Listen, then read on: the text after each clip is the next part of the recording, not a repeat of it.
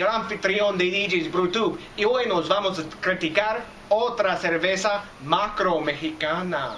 That's right, guys. You hear me speaking the Spanish? I'm still down here in Playa del Carmen, chilling like a villain. It's still hot. The evening's on us, and it's still hot, so it's time for another beer. I've already reviewed one today, one Superior beer, and I'm going to go for another one. I've reviewed Superior Clara a few days before, Superior Morena, and now we have the last one in the bunch. I think they do have a malt liquor too, but Superior Rubia, which is blonde. So this is going to be a blonde lager. It's a year-round serving from our buddy CCM, or Cerveceria Cuauhtemoc Moctezuma, and they're out of where? Veracruz, Monterrey, Mexico, both places, and the one in Monterrey is in Nueva León. So, anyways, not that you maybe care about that. So, this one's 4.5% ABV, surprise, just like the other two that I've reviewed from them, and this one's 12 IBU. So, this one hasn't been reviewed too much on the rating services and things out there, so I didn't really even bother looking too much. And, you know what, we got a twist off. Oh, nice hiss off the top. Let's get this bad boy in the glass and get this show on the road. Alright, we got our posh glass back. Alright, it's a nice blonde color. It's darker than the Clara, but of course not as dark as the Morena. Not as much head as the Morena.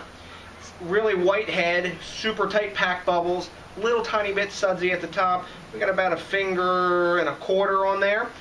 Super clear when I hold it up. It's a clear sort of mid-afternoon piss color.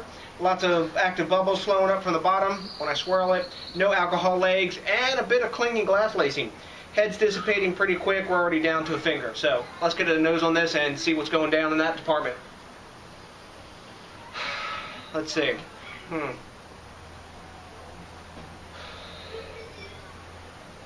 Sweetness, really, really faint floral hops.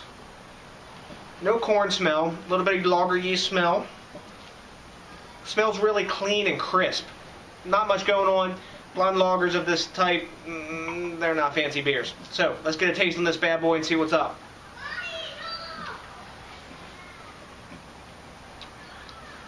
Really crisp, clean, quite watery.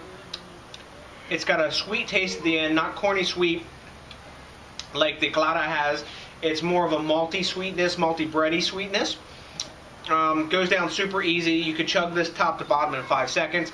Blah, blah, blah, blah, blah. You've heard that about almost every single Mexican beer that I've reviewed, and what I've come to be a believer in, that these macro brewers are brewing beer for the tropics and for mass consumption, and maybe, you know, macro drinking.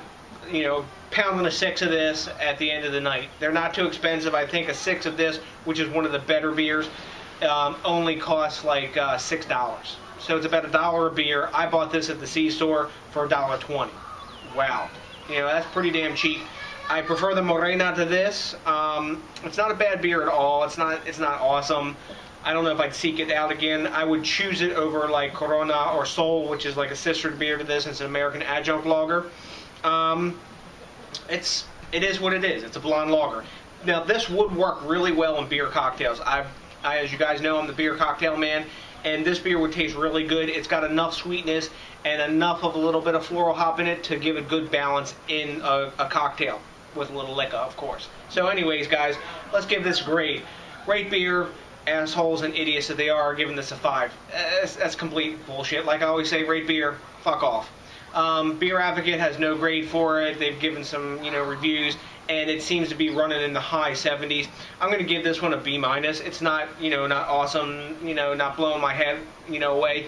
If it were hotter right now and I was in a different situation, I would probably give this a B.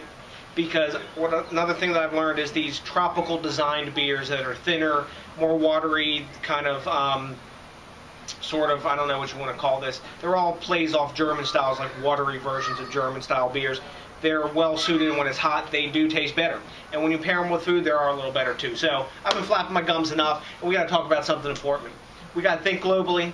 We got to drink locally. We got to support the craft beer movement. I'm supporting the macro beer movement right now, but at least it's Heineken and not AB InBev.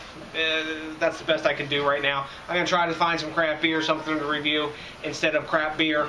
Until next time, guys, thanks a million for watching. I appreciate each and every one of you. Another review down here, down in south of the border in the tropic land, and that's a big peace out.